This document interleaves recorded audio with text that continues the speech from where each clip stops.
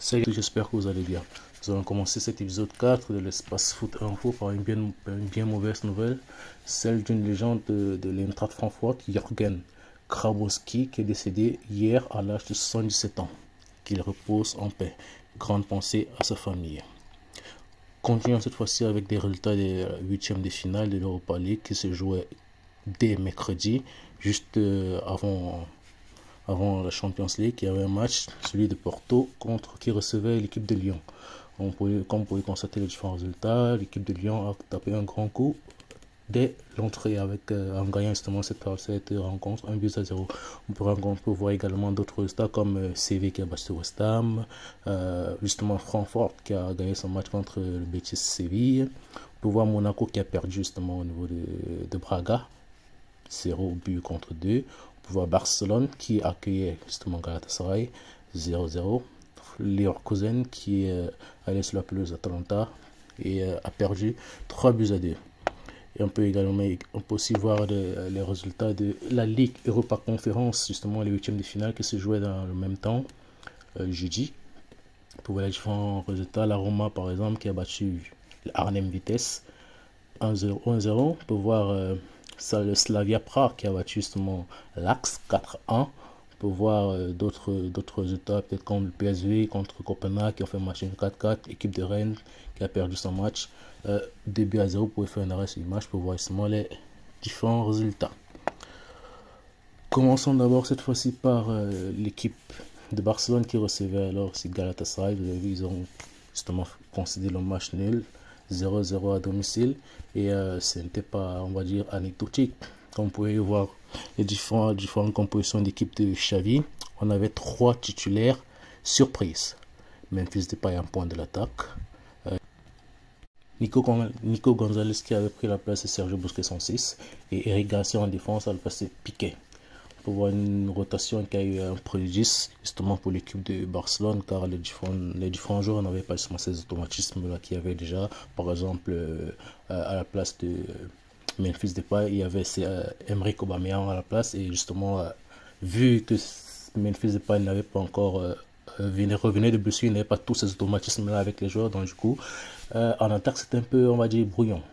Comme on le sait toujours, le jeu de Barça était axé vers l'offensive, ils ont menacé, ils ont eu la possession de balle, mais ils ont pêché justement devant les goals car il y avait un gardien bien du côté de Galatasaray qui a carrément annihilé tous les tirs de l'équipe de Barcelone. Bien que le match soit terminé 0-0, il y a un match retour du côté de la Turquie et ce ne sera pas une mince affaire. Entre temps, Luc de Jong, Frankie de Jong pour moi, et Eitana Bonmati ont reçu hier le prix des Barça Player Award, justement pour leurs différentes valeurs, on va dire ça comme ça. Félicitations à eux. Parlons cette fois-ci de l'équipe de Marseille qui recevait l'équipe de FC Bâle. Et comme vous pouvez le constater, l'équipe de Marseille justement a battu cette équipe de FC Bâle 2-1. Mais malgré un match poussif de FC Bâle, l'équipe de Marseille a été solide à domicile et a remporté cette victoire. Et pendant ce match, on a un joueur qui a battu un record, Arkadiusz Milik, qui est devenu justement le premier joueur à marquer 28 buts lors de ses 44 premiers matchs disputés justement avec l'OM en compétition depuis une certaine légende que vous connaissez bien, Didier Drogba en 2004 qui était justement à 28 également.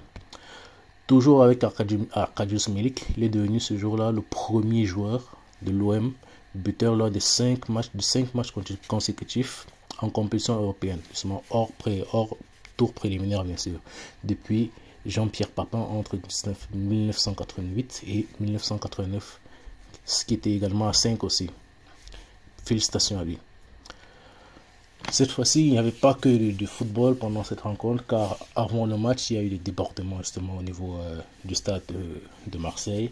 Il y a eu des blessés, des bombardements, des agressions, et justement, au vu de tous ces débordements-là, le FC Bâle a publié en raison de ces débordements-là en marche justement de ce match qui avait ce jour-là, jeudi, à Marseille. La police cantonale de Bâle-Ville indique la fermeture justement du parcage visiteur pour le match retour au Saint-Jacob Park. Et justement, vous pouvez également aussi le voir ici, annoncé également par MC Sport. Après les incidents à Marseille, Bâle justement ne veut pas accueillir les supporters de l'OM au retour. Très mauvaise expérience tout le monde de Bâle du côté de Marseille. Revenons sur la Champions League cette fois-ci avec une petite statistique pour le joueur du Real Madrid, Vinicius Junior. On peut voir là le meilleur gibeur de la compétition, de cette compétition de Champions League en cette saison 2021-2022. Pour voir c'est Vinicius Junior avec 45 triples, suivi justement par Coman avec Mbappé qui suit derrière avec 36. On peut voir un Camerounais, Moumi Ngamale, qui est justement devant Salah et Mané. Félicitations à lui. Continue avec ce match justement qui se jouait entre le Paris Saint-Germain et le Real Madrid. Une autre statistique est tombée, mais une très mauvaise statistique bien sûr. Paris a été justement éliminé 4 fois après une victoire à l'aller en phase élimination directe en Ligue des Champions sous l'ère QSI. À croire que l'ère QSI, on va dire entre guillemets, porte poids au Paris Saint-Germain. Et cela de plus que toute autre équipe sur la même période. C'est une grosse touche froide pour cette équipe-là depuis l'arrivée des QSI. Cette fois-ci du côté de Paris Saint-Germain, du côté du Real Madrid, un petit cadeau, on va dire ça comme ça, un petit présent de Florentino Pérez, président du Real Madrid, envers Benzema, pour sa nouvelle statistique d'être le nouveau meilleur troisième buteur de l'histoire du Real. On peut voir là à l'image un petit cadeau, petit présent offert à Karim Benzema par le président du club.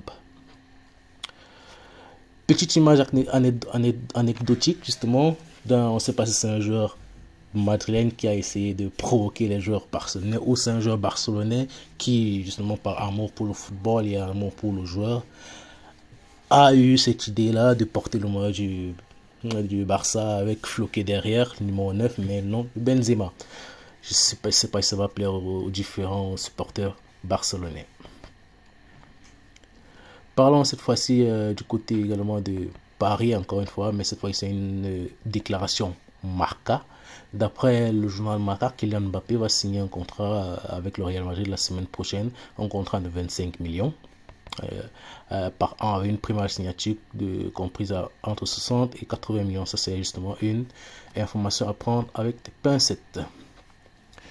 Du côté du Real Madrid, toujours, c'est Thibaut Courtois dont on va parler maintenant, car il a été élu meilleur joueur de la Liga justement au mois de février. Félicitations à lui. Petite, on va dire, petite histoire, c'est pas, on va dire histoire anecdotique également, avec suite à cette confrontation entre le PSG et le Real Madrid. Plus de 5 millions de vidéos ont été vues en 24 heures seulement sur tout l'écosystème du foot mercato, que ce soit site ou réseau social, Facebook, Twitter, tous les réseaux sociaux que vous connaissez. Il y a eu plus de 5 millions de vidéos qui ont été vues. À croire que c'était un match qui a été attendu, une finale avant l'heure, quoi. Cette fois-ci, allons du côté de l'Angleterre avec quelques informations. On commence d'abord par les informations du côté de Liverpool avec Mohamed Salah. Mohamed Salah et son agent justement n'ont pas l'intention d'accepter la dernière proposition de renouvellement de contrat proposée par Liverpool. Les gens justement veulent rester, mais pas dans les conditions actuelles.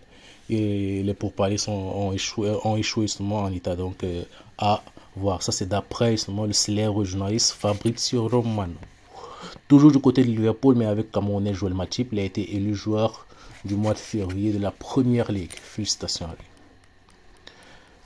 Alors cette fois-ci du côté de Chelsea, comme vous le savez, Roman Abramovich, le PDG, le président actuel, le président actuel du club de Chelsea est dans les gros problèmes justement avec le gouvernement britannique, compte tenu de sa relation très proche avec celui que vous connaissez, le président Poutine qui est en guerre présentement avec l'Ukraine. Le gouvernement britannique ici, d'après RMC Sport, a ouvert des négociations avec les conseillers de Roman Abramovich afin de finaliser le plus rapidement possible la vente de Chelsea.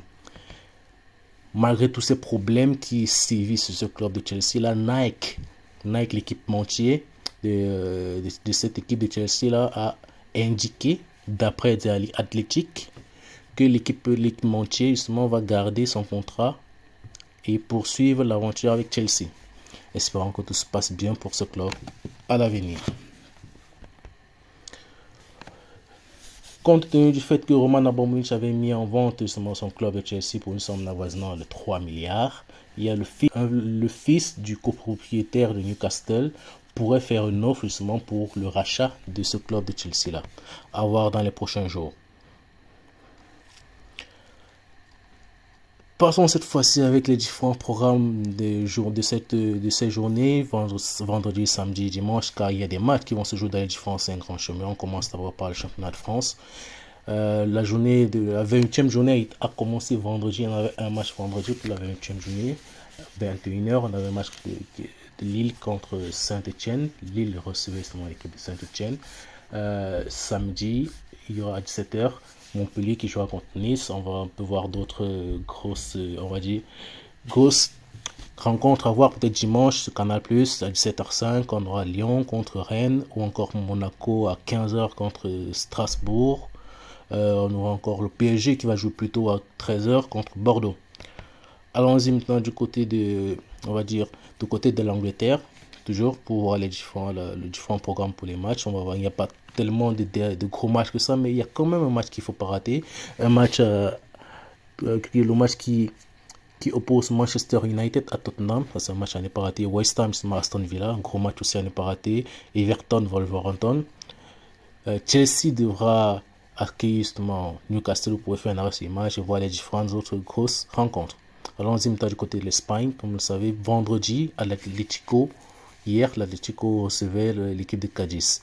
Et l'Atlético s'est imposé de 3 buts à 1 avec un doublé déjà de Joao Félix. Ça, on reviendra dans une prochaine vidéo.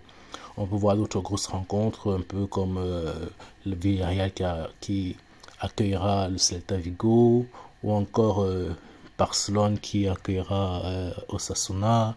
Lundi, ce sera le Real Madrid qui ira du côté de Mallorca pour faire un arrêt image et voir toutes les différentes rencontres. Maintenant, du côté de l'Allemagne, on peut voir là tout à l'heure, je pense que à l'heure que je sors la vidéo, le match est en train de se jouer. Le Bayern de Munich est sur la pelouse de Hoffenheim. On peut voir d'autres équipes. Le Dortmund jouera contre Bielefeld et Francfort jouera contre Bochum. Également, on pourrait justement faire un arrêt sur image pour voir ce moment ces deux rencontres. Du côté de la série A, il n'y a pas trop de grosses rencontres, mais Naples ira sur la pelouse de l'Hellas Vérone, l'Atlanta jouera contre le Genoa, la Roma jouera contre Udinese. Donc vous pouvez voir le reste de confrontation. Continuons avec cette vidéo avec une petite information sur le Ballon d'Or, car il y a des nouvelles règles qui sont sorties pour le Ballon d'Or. D'après l'équipe, il y en a 4 modifications qui devraient justement intervenir dans l'organisation du Ballon d'Or: la date, le contenu des listes des joueurs nominés, la liste des jurys réduite justement pour plus de légitimité et la dernière règle, c'est le règlement de vote. C'est-à-dire que le Ballon d'Or 2022 sera remis en octobre 2022. Cela implique que la Coupe du Monde ne sera pas prise en compte pour la remise du trophée en 2023. Désormais, le trophée récompensera un joueur sur la saison passée et non plus sur une année civile. Ça, c'est d'après France Football. C'est-à-dire quoi? Pour cette année, pour cette saison 2021-2022, on ne pourra pas prendre en compte la Coupe du Monde comme trophée majeur lors de la nomination, lors des votes pour désigner qui sera le nouveau Ballon d'Or. Terminons alors cette fois-ci cette vidéo par cette petite image où vous pouvez faire un arrêt là pour voir les différentes équipes de France contre équipe d'Espagne avec les compositions assez mixtes, légendes contre joueurs actuels. On peut voir peut-être à l'équipe de France là, si vous pouvez faire une arrêt sur l'image, vous pouvez voir Zidane, Thierry Henry, Mbappé, Thuram et Varane en défense. Et en équipe d'Espagne, vous pouvez voir Casillas, Gol, Alba, Ramos, Puyol, Carvajal ou encore David Silva ou Torres.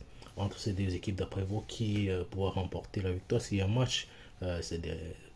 match qui pourra rapporter cette victoire-là, je vous laisse me répondre en commentaire.